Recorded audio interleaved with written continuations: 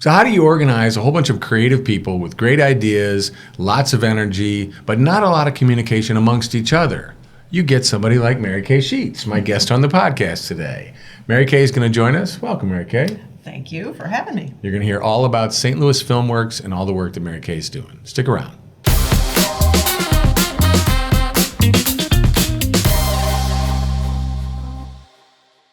Hey there. Welcome to the Screen Lawyer Podcast. I'm Pete Salsich, the Screen Lawyer. And joining me today as my guest is Mary Kay Sheets, Executive Director of St. Louis Filmworks, a nonprofit organization here in St. Louis devoted to helping the emerging filmmaker, the storyteller, really the film business here in St. Louis that is booming in light of the Missouri Motion Media tax credits that came online last year. Welcome, Mary Kay. Thank you for having me. Yeah, this is great. And I mentioned St. Louis Filmworks, but obviously there's a lot more to Mary Kay Sheets, right? Oh, indeed. Yeah, indeed. And you and I have known each other. We've been working together for a couple of years on this, and I think it's really exciting to have you here to kind of talk through some of the things that are going on in the film world. Absolutely, and there's a lot. And as you said, we were talking right before we got started, was all the different conversations we could have on this topic alone. So, I'm excited to be here and talk about what's going on and where we've been. So let's start with St. Louis Filmworks. St. Louis Filmworks is a 501c3 nonprofit organization. But let me stop there and let you pick it up and say, what does St. Louis Filmworks do?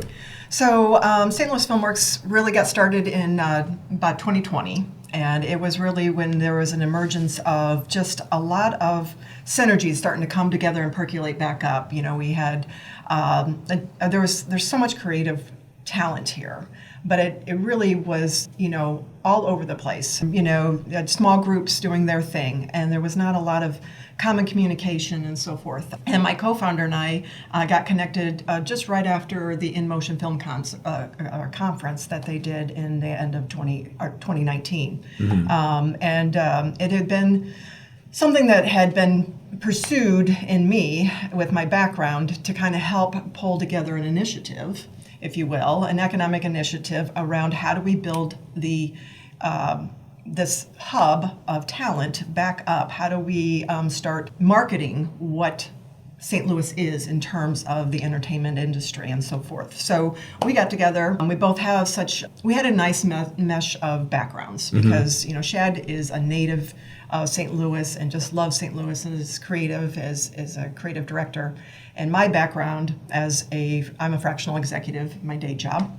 I've worked for myself for like 29 years. Mm-hmm. And so I really work with senior executives, and my early part of my career was a lot in entrepreneurship, business startups. Right. Well, in essence, once I got enmeshed in this industry and this world, and that's a whole nother conversation, that, I really saw that, the independent filmmakers are entrepreneurs. Absolutely. Through and through. Yeah. And they need to understand what that means and so forth. So between taking our two backgrounds on my business side and the creative side, and I also have a creative side on my background too, but by the time we brought those two things together, we knew that we probably could put together a really good vision on what needed to happen. So St. Louis Filmworks really was all about, originally building a vision, I guess, and really saying, okay, how do we market St. Louis better? Right. How do we centralize a hub or all the talent to communicate together? Some common ways people can find out about what each other's doing, that sort of thing. And I think it's important just to,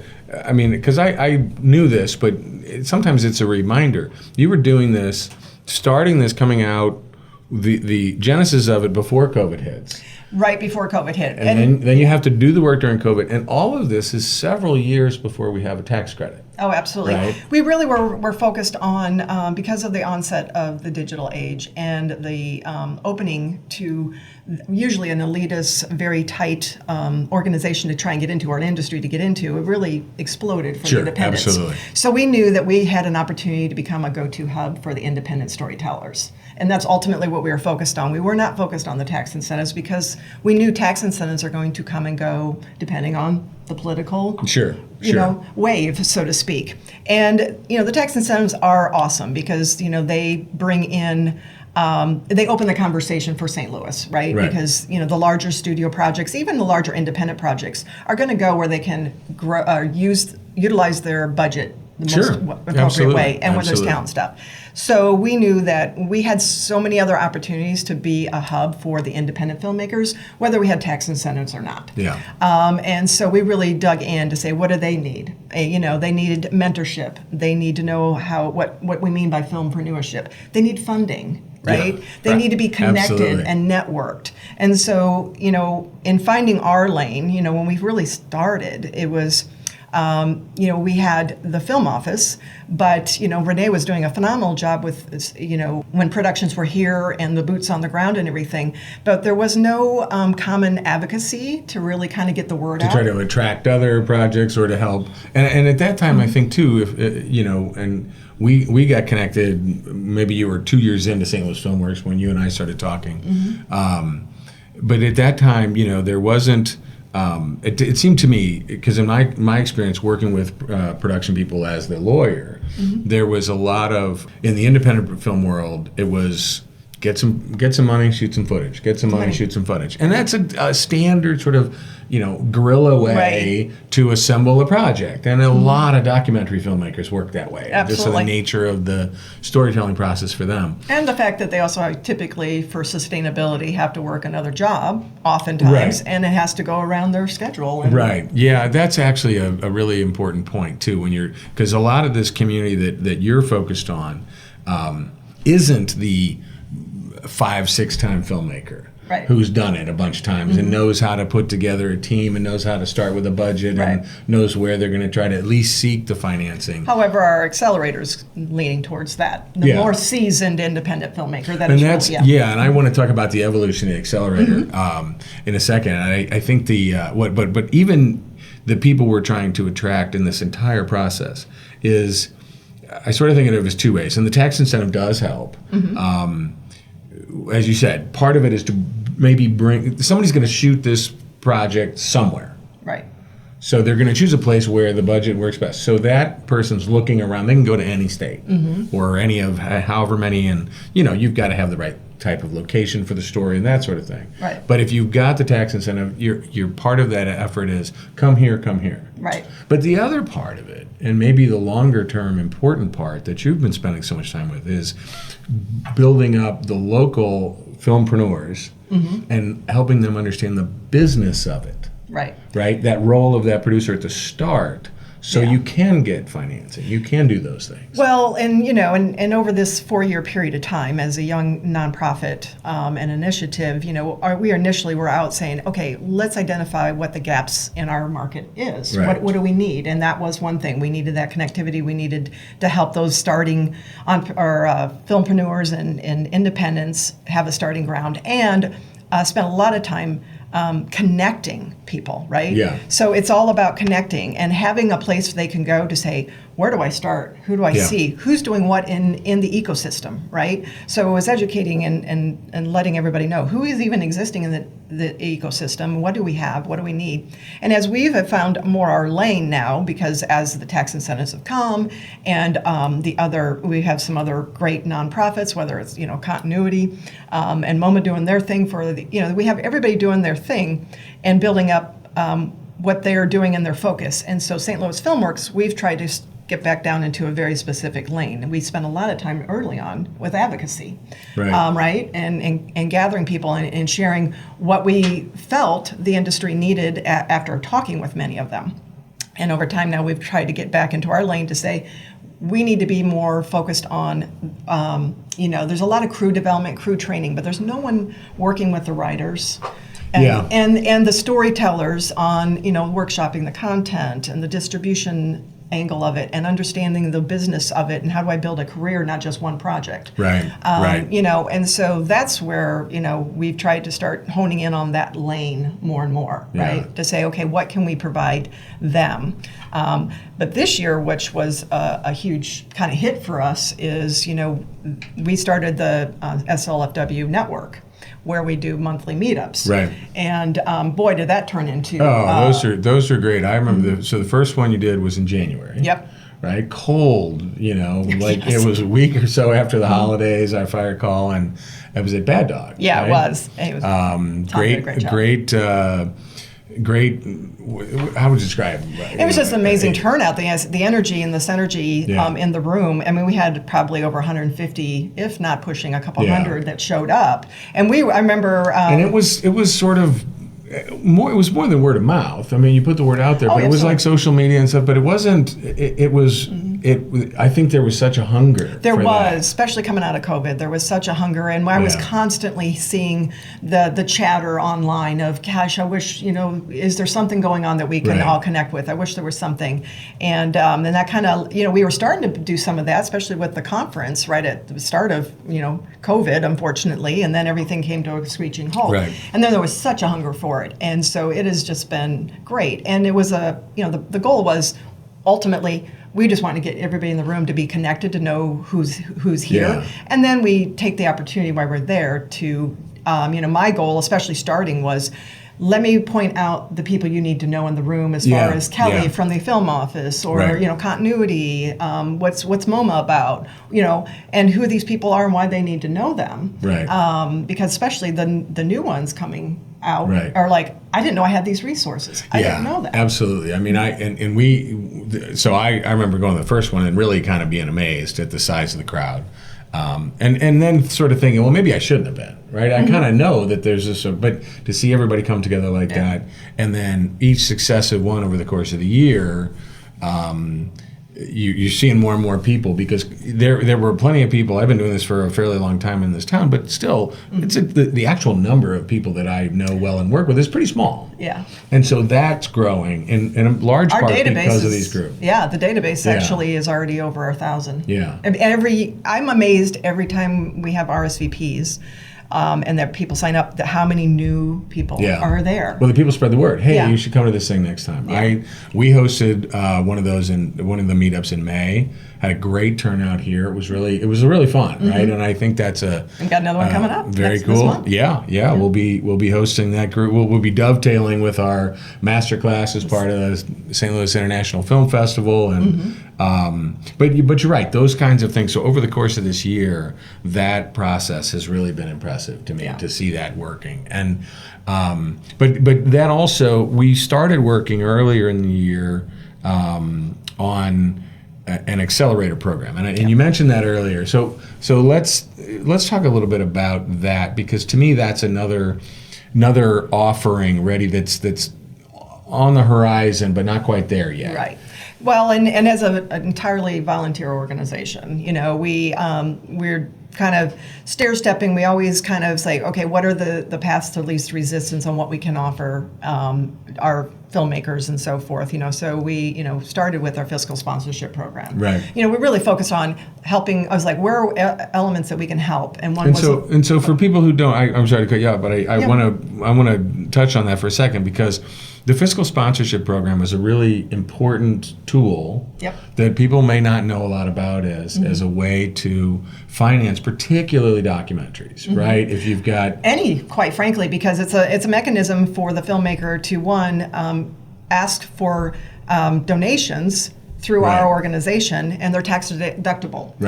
So a lot of times, when you're doing your passion projects or getting started and so forth, or even larger organizations, On Fire, I mean, we raised probably pushing $180,000 at the tail end. They came in and we were their fiscal sponsor for theirs. So you can raise a great sum of money because they got foundational grants.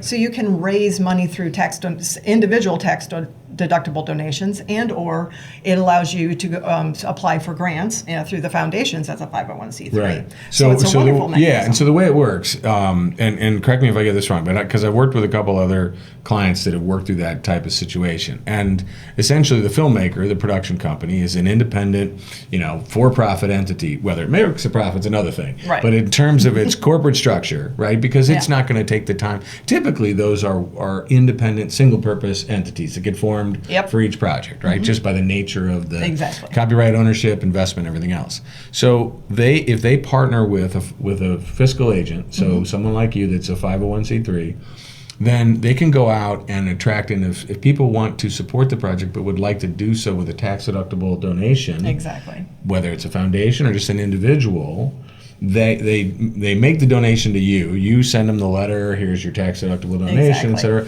But they can direct those funds for this project. Exactly. And Yes. that's a really powerful tool. Yeah, and we basically, you apply, and then we set up a funding website. So that's directed to a specific website, just like a crowdfunding website. And so as those donations come in, they go into our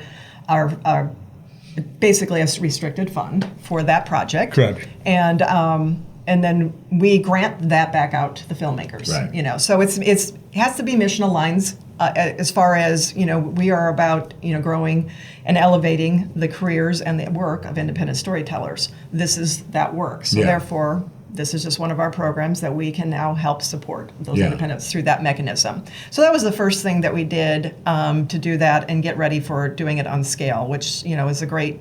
And we've done several of them this year. And so that's a current, like if there's somebody out there that's trying to figure out how to raise the money and that thought that might be something to do, that's currently available? Yep, applications on slfw.org. slfw.org. And the guidelines we'll are on put there. that down in our show notes and everything. Yeah, the guidelines are all there. And then we moved on and we did our finish line grants. Ultimately, we want to be able to do up to $250,000 grants, but we have to, in order to do that, one, as a young organization, you've got to get your foundation underneath you. You've got to have a certain amount of experience before you can start raising a large amount of funds to do that. Ultimately, the goal is so that is an amount that can support a full crew. Because, and so the whole goal there was, to be able to give enough money there that not only are we supporting the filmmakers' work, but they don't have to beg, borrow, and steal their crew and everything. So it becomes a self-sustaining ecosystem. Right. And so that's the big dream. But we had to start where we could. And so we started with small finishing grants. And those grants, we just piloted that. And so we gave out 4 grants for that. And that's for people that are in post-production. Right. And as we all know, we all run out of money at the end of the production. And we're always tight on budget. And so this was, how can we help some of those projects get finished up and out into the market? And how can we elevate them so they can be a better product? Meaning, instead of you having to, buy already pre-made music or whatever, you want an original score, something that can elevate the project as well to another level, to say, hey, who can you bring in as a professional level to elevate it? And as you said, and by the defined term, finishing grants, these are to help you finish. These are not to get started. This is not in the middle of the way. This is, you're close, and we can put you over the top and help you not have to sacrifice that thing at the end. Yeah, exactly. Not have done all this great work and then all of a sudden it's like, oh, well, that's going to be kind of crappy at the end because I don't have any money. Or I can't do that, or I'll have to edit this myself or color correct it, and you're not as good at that. So that was what we thought would be a great thing. Then we started, and we've been working on the accelerator since the beginning of the year, and really we're into the content creation of what that is. And so to talk a little bit about that. Yeah, and let's set the tone just for people who may not understand what that term is. So I had some experience when I was probably 10 years or so ago working with an accelerator program based here in St. Louis that was focused on startup companies. In this situation, everything had to do something with sports. It was called Stadia Ventures, still going around, great program. And what they would do as an accelerator, it's typically a method where candidates, in that case companies, in this case film projects that are close to done, right, or fairly mature, and we'll talk about that, right? But they're applying to be a member of a cohort, and the accelerator program has a period of time, might be 12 weeks, whatever, as it's built out. And as they come into the program, there's a series, we take them through different steps of education and learning, and then there's a series of mentors that are come in and share their experience, get them accelerate from, we're not helping them at their startup stage, right? We're helping them get to that point where they can pitch to investors or something like that. Exactly, and so we really wanted to focus, at least on the pilot segment of the accelerator. It's about taking those independents that have done, maybe they've done a $20,000, $50,000, maybe even $100,000. Film before, and but they have self-funded or are not gone after those equity investors and so forth, and they're really ready. They are very ready to elevate to the next level of their career, and they're going after both creatively and in the business. In the business and creatively, like this project is more ambitious. It may have a $250,000 $100,000. It may have a $1 to $5 million budget. Right. But they're seasoned. They have a clear plan. They've had some clear success in their portfolio as far as what they've done. So we know that they're at a certain level. Right. And now we want to come alongside them because we want to help them be on solid footing to launch that to that next level. And in doing so, what we'll do is identify. They apply, and we'll probably do 6 to 8 in a group, and it will be several weeks. And it is about surrounding that filmmaker with about 6 to 7 mentors in different areas. Right. For instance, it will be looking at the project content itself, so the screenplay, and saying, hey, let's workshop this. Is it tight? Getting them in front of a distributor, advisor, and saying, what is the marketability of this? Right. Is this a great time for this right now? What's the transmedia opportunity to earn money back so we know what to sell to the investors? And so having that conversation up front. And then talking about filmpreneurship, which is kind of my wheelhouse and where I'll be developing the content, is understanding where you are in your career, what you're trying to do, what does it mean to be a filmpreneur, because you're not only a content creator, you're a business person. And what does that mean? Yeah. And how do you have to function to do that and surround yourself? And like an entrepreneur in the software world or any other world, sometimes the founders are brilliant, but they're not business people. Exactly. And so they need to partner up with somebody that's a CEO who can help them channel that vision. Right. And it's understanding sort of where you're moving from wearing all the hats to into wearing the right hat. Exactly.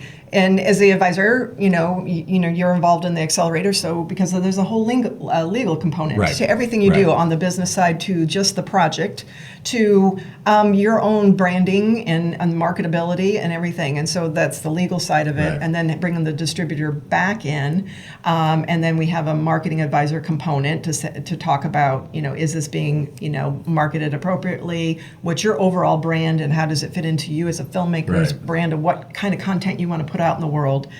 So it's bringing that group of people together to walk them through, customize that plan, because sometimes we've already been interviewing some potential people in our pilot program, and some of them have some really great experience, and it's like, hey, I got that piece, I already done that, right? But here's where I really need more help. So this way we can take in that accelerator and say, okay, over this course we're going to have some group work, then we're going to have some individual work, and we're going to tailored to each particular. It's like I need more, information on prepping for the tax incentive, and how do I get paperwork ready to actually go after investors and all that, and be ready to pitch at that level. And I really want to focus on that versus, hey, I got the, we're really prepping them up to pre-production. And prepping for going after investors or the tax incentives. And that's kind of where then they go off and then move on, potentially. And so we are also still playing with the idea of, is it a kind of a year-long residency and some other else, because we have some strategic partners in conversation with, do we actually add a little bit more on the sustainability side? This originally is supposed to be something that these filmmakers pay for, but we all know that filmmakers are always trying to find sustainability in their own life. So we're looking at strategic partners saying, hey, how can we partner with somebody that pays for them to go through the accelerator? And there's and it's an extended accelerator. So we're still having a lot of those conversations. We were moving forward very quickly, and then the summer came, and then was networking took off, and all kinds of stuff was going on. And so now we're just kind of getting back into that development this fall and saying, okay, where are we at with this? And I think as somebody who's been in those conversations earlier this year too,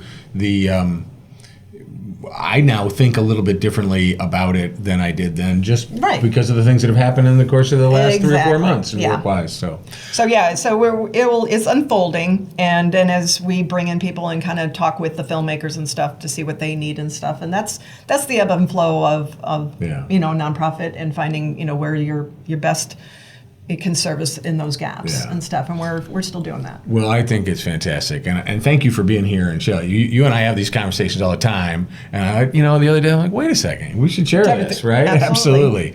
And you and I could continue talking about this forever, but we want to be mindful of people's ears and the fact that they're busy and doing other things.